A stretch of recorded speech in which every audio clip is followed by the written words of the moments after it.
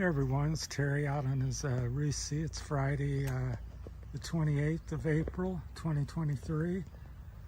Riding around the Visayas North Coast here. This is a road they're building around the coast on the edge here of this little point, which is new. So out on the Rusi, riding the 21 18-inch wheels today. So been out on them about 3 or 4 times, nothing too serious yet. So liking them adds a lot of stability and rollability to the bike, so that's the advantage of bigger wheels. It rolls over obstacles easier, provides a little more cush suspension action, and I keep my tires pretty low, about 12 psi. Typically, it varies, depends on the setup, could go down to 8 or up to 15, 16 or something. But that's kind of my preference for the way I ride and what I do.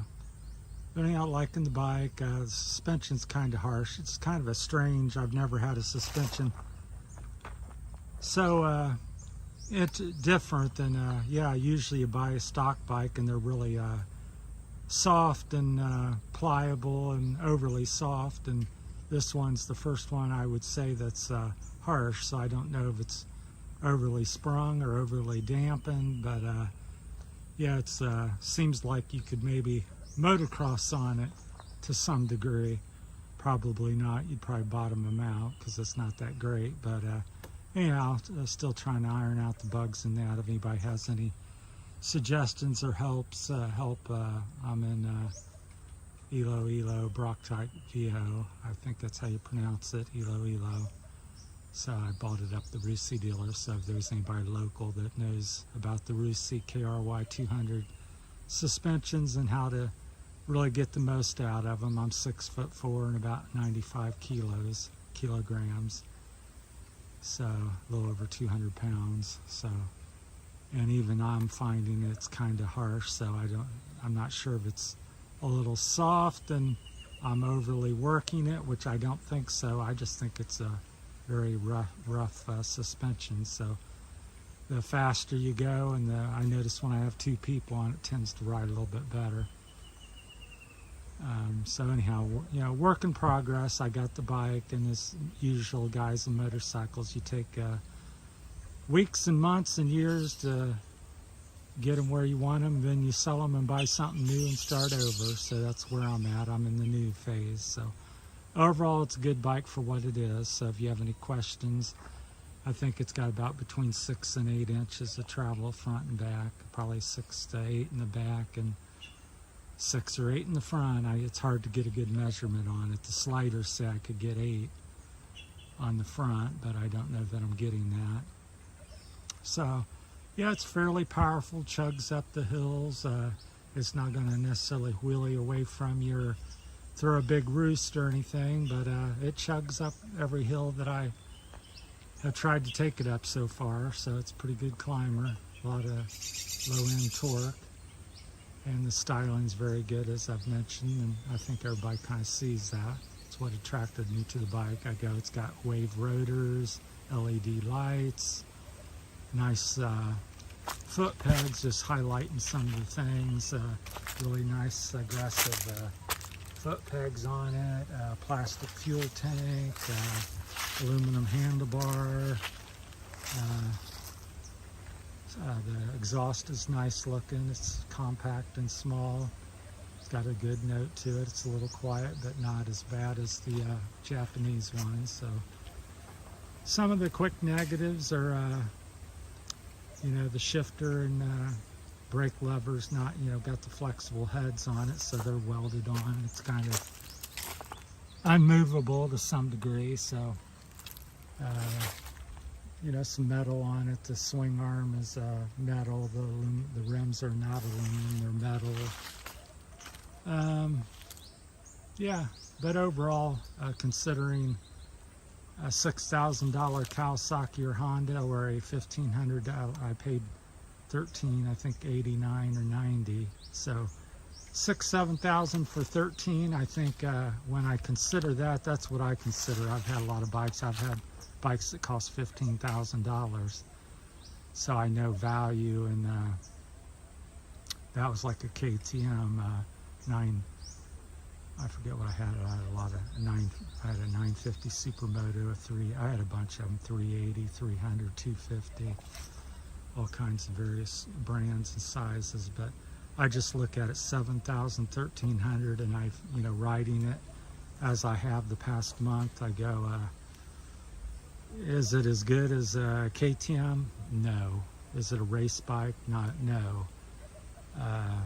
But for the money and, putting around and trail riding, exploring, and something economical, and for the money, I think it's well worth it in my opinion. So, and as I said, for $1,500 or $1,400, you can fix it up. I've already put another, I got 200 more in it with the wheels and some other things. So yeah, so I think for between $2,000 and $3,000, I'll have a bike that's pretty good for what I want to do with it. So, which even at $2,000 or $3,000, that's a quarter of the price of a KTM, or it's less than half of a Honda, Kawasaki or Suzuki, at least on the new side. So overall, I'm happy with my purchase. A lot of the little issues and stuff, but then again, I expected that, and not afraid to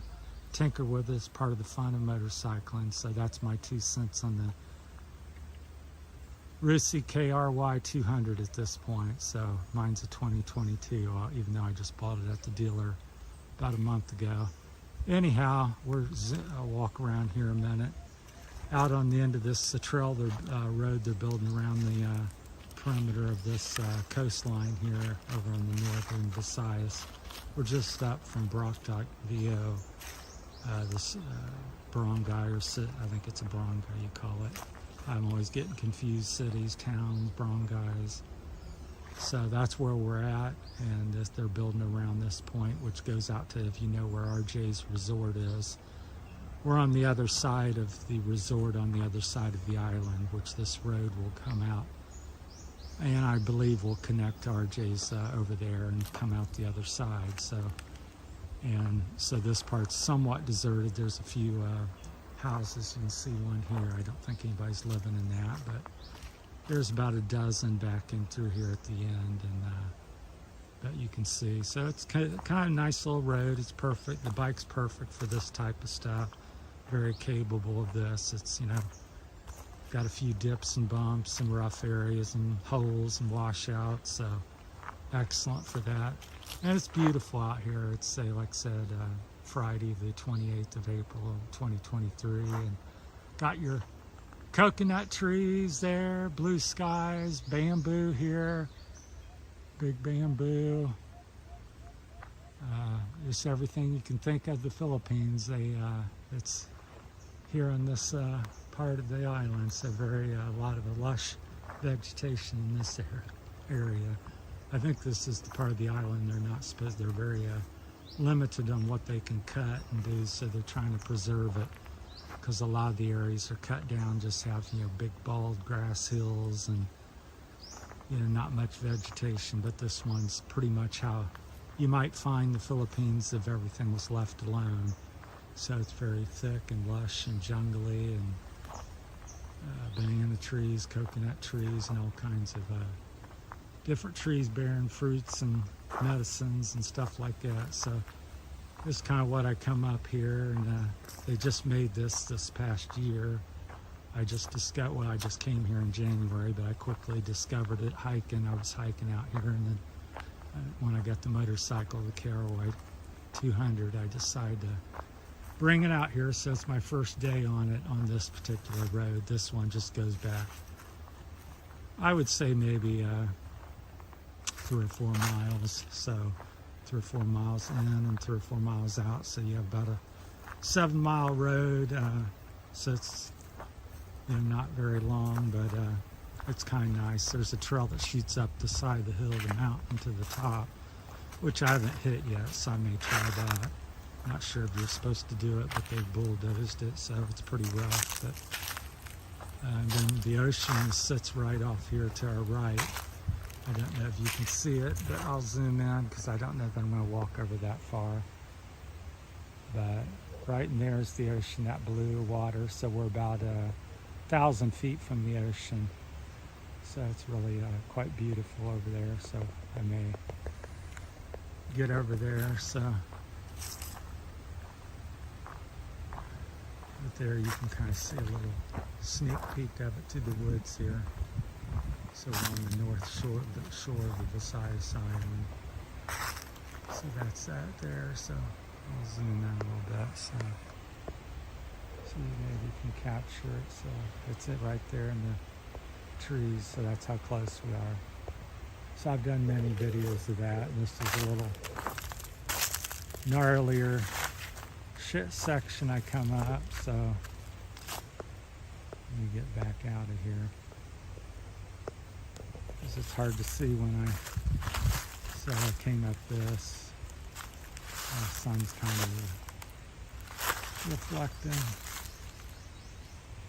But anyhow, I come down through there and there's a big gully on each side.